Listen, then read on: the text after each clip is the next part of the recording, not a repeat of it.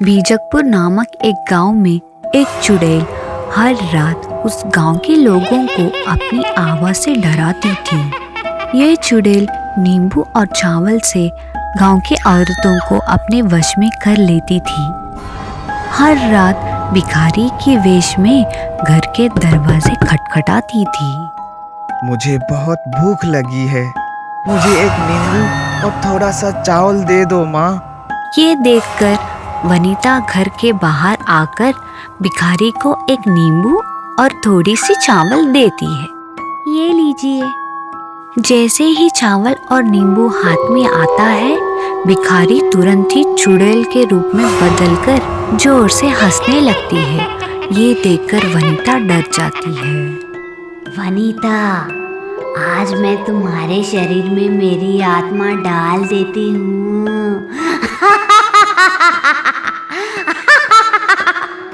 ये बोलकर वनीता को अपने वश में कर लेती है। ऐसे ही हर रोज गांव की औरतों को अपने वश में लेकर मजा करती थी। ये देखकर गांव के लोगों ने इस समस्या का समाधान के लिए पंचायत बुलवाई। गांव की महिलाओं, चिंता मत कीजिए, मैंने इस समस्या का हल ढूंढ लिया है। अगली बार जब ये चुड़ैल भीख मांगने आएगी, तब आप में से एक मर्द औरत के वेश में चावल और नींबू दे देना और अपने साथ एक आईना रखना, जिससे हम चुड़ैल को भगा सकते हैं और अपनी औरतों को बचा सकते हैं। जब चुड़ैल लक्ष्मी के घर भीख मांगने आई, तब लक्ष्मी का पति औरत की भेष में नींबू और चावल देने आ गया।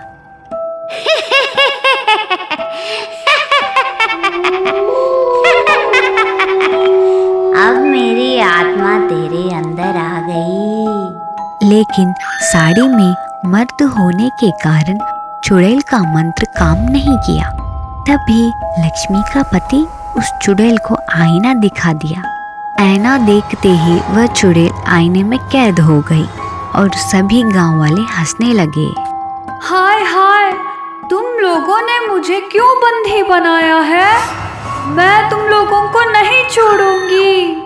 तुरंत लक्ष्मी का पति उस आईने को नीचे फेंककर तोड़ देता है। इसके साथ ही चुड़ैल भी मर जाती है और गांव के सारी औरतों को चुड़ैल से मुक्ति मिल जाती है। वायरस चुड़ैल। एक गांव से आगे एक जंगल था जिससे पहाड़ों का रास्ता निकलता था। वहां दूर जाकर एक कुटिया में एक चुड़ैल रहा करती थी, जो कई सालों से वहां पर तपस्या कर रही थी। एक दिन वो आग जलाकर हवन की तैयारी कर रही थी और अपनी चुड़ैल देवी को याद कर रही थी। उसका इतना प्रकोप था कि कोई भी चुड़ैल उससे कुछ भी मांगती तो उसे अपनी तपस्या का फल जरूर मिलता और आंखों से पानी की जगह खून बहाती जा रही थी। उसकी ये तपस्या देखकर डायन चुड़ैल प्रकट होती हैं। क्या चाहती हो तुम मेरी बच्ची? इतना कष्ट खुद को मत दो, बताओ क्या चाहिए तुम्हें? मुझे इस मानव जाति पर अपना प्रकोप डालना है। अब मुझे कुछ भयानक करना है। मुझे अपना आशीर्वाद दो माता। जाओ जाओ जाओ, तुम्हें मैं एक वायरस देती हूँ, जिसके प्रकोप से तुम अपने हिसाब से जो चाहो वो करना और अपनी इच्छाएं पूरी करना। इतना कहकर डायन वहां से चली गई। चुड़ैल खुशी खुशी जोर जोर से हंसने लगी, साथ ही वायरस को भी प्रकट कर लिया। मेरा प्रिय वायरस, जा इस पूरी दुनिया को तबाह कर दे। चुड़ैल उन जगहों पर जाती जहां मांस बेचने की दुकानें थीं। अब जिन लोगों ने भी वहां से मांस लिया था और खाया था, अब उनके अंदर एक भयानक वायरस प्रवेश कर चुका था और उसके बाद जिन जिन लोगों ने एक दूसरे से संपर्क किया, उनके मुंह और छूने से दूसरों के शरीर में भी ये वायरस जाने लगा। ये बहुत ही भयानक वायरस था। जहाँ भी कोई बीमार मनुष्य होता, उसी बीमारी से दूसरों को भी ये बीमारी लग जाती। कितने ही लोग मरने लगे और चुड़ैल की मर्जी के मुताबिक वो वायरस सिर्फ गांव या शहर ही नहीं बल्कि देश विदेश में फैलता चला गया। ये इंसान बहुत दुष्ट हैं। इन्हें तो मजा चखाकर मुझे मजा आ गया। सभी राज्य के लोग और राजा परेशान हो चुके थे। उन्हें एक सभा बुलानी पड़ी और सभी ने स्वच्छता पर पूरा काम किया। घर घर तक जानकारी पहुंचाई गई कि हर कोई हाथ मुंह अच्छी तरह धोए, बाहर से कुछ न खाए, मांस मच्छी का सेवन ना करे। सभी लोगों ने दिए हुए निर्देशों का पालन किया। कुछ महीनों तक लोग घर से बाहर तक नहीं निकले और धीरे धीरे चुड़ैल का प्रकोप कम होने लगा। यही बात मैं इन्हें समझाना चाहती थी। अब ये समझ चुके हैं। साफ सुथरे रहते हैं, दूसरों को कष्ट नहीं पहुंचाते। अब ठीक है, अब मुझे यहाँ से चले जाना चाहिए। चुड़ैल के घुंघरू। दीनापुर नाम के गांव में चमन अपने माता पिता के साथ रहने के लिए आया था। अभी कुछ ही दिन हुए थे उसे आए हुए। उसने सभी लोगों से दोस्ती भी कर ली थी। अरे बेटा, थोड़ी पढ़ाई पर भी ध्यान दे दे। नया स्कूल है, तुम्हें सब कुछ समझने में देर लगेगी। माँ, मुझे ये जगह बहुत अच्छी लगी। यहाँ तो मेरे सारे दोस्त बन चुके हैं। कुछ ही दिनों में चमन की गहरी दोस्ती राजू से हो गई। राजू चमन को भूतों की कहानियाँ सुनाया करता था। चमन को बहुत मजा आता। मैं तुम्हें इतनी डरावनी कहानी सुनाता हूँ, क्या तुम्हें डर नहीं लगता? डर? मुझे नहीं लगता, बल्कि बहुत मजा आता है। तुम मुझे रोज कहानियाँ सुनाया करो। ठीक है, तो मैं आज तुम्हें एक असली कहानी सुनाता हूँ। असली कहानी सुनकर तो सभी डर जाते हैं, तुम भी डर जाओगे। तुम कहानी सुनाओ, मैं नहीं डरूंगा। इस गांव से बाहर एक झोपड़ी है और उसमें कोई नहीं रहता, लेकिन सब लोग झोपड़ी की ओर जाने से बहुत डरते हैं, क्योंकि वहाँ से रात में घुंघरूओं की आवाज आती है और लोगों का ये भी मानना है कि वहाँ सच का भूत रहता है। तो क्या भूत घुंघरू पहनता है? भूत नहीं तो उसकी पत्नी होगी, हमें क्या पता। क्या तुम रात के समय उस झोपड़ी के पास जा पाओगे?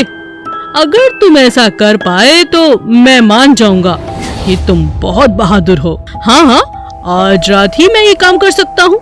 उस रात चमन और राजू सबके सोने के बाद चुपचाप घर से बाहर निकलकर उस झोपड़ी के नजदीक पहुँच जाते हैं। झोपड़ी में से घुंघरूओं के बजने की लगातार आवाज आ रही थी, जो कि रात की चुप्पी को तोड़ते हुए एक भयानक एहसास दिला रही थी। कभी कभी बीच में दूर से कुत्तों के भौंकने की आवाज सुनाई देती और माहौल और भी ज्यादा डरावना बन जाता। यह सब सुनकर राजू ने चमन से कहा, चमन, एक बार और सोच ले, कहीं भूत को देखकर बेहोश मत हो जाना। मुझे तो बहुत डर लग रहा है। राजू, तुम चिंता मत करो, तुम मेरा यही इंतजार करो। जब मैं आवाज लगाऊं तब तुम आ जाना।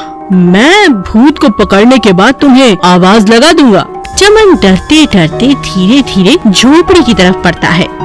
जैसे जैसे वो झोपड़ी के नजदीक पहुंचता है, घुंघरू की आवाज और भी अधिक तेज हो जाती है। वो कुछ ही देर में झोपड़ी के अंदर आ जाता है। अंदर जाकर अचानक उसने देखा, अरे ये क्या?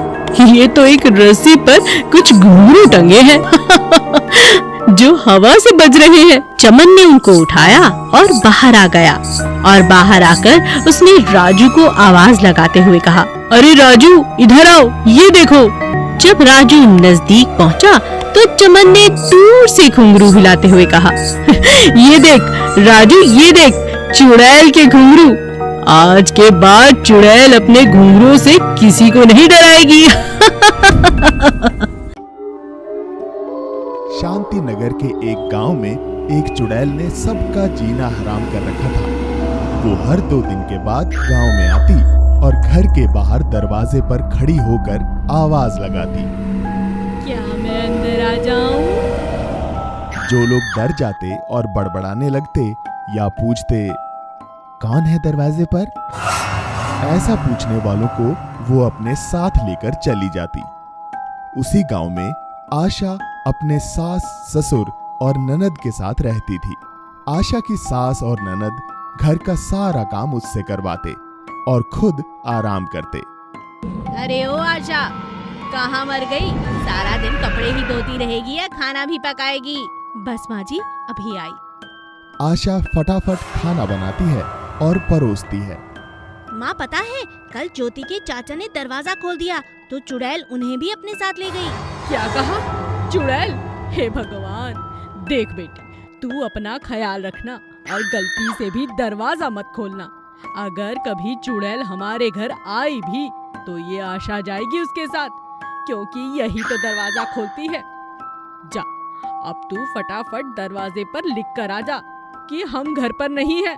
चुड़ैल, तुम कल आना।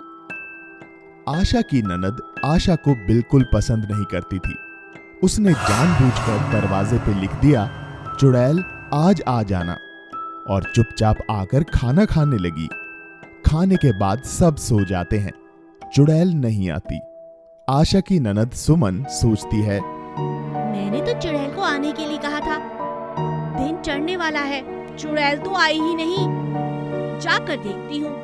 सुमन जैसे ही दरवाजा खोलती है, सामने चुड़ैल को पाती है। चुड़ैल उसे अपने दांतों में दबोच लेती है।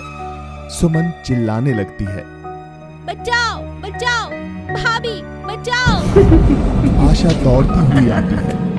आशा की सास और बेटा भी जाग जाते हैं।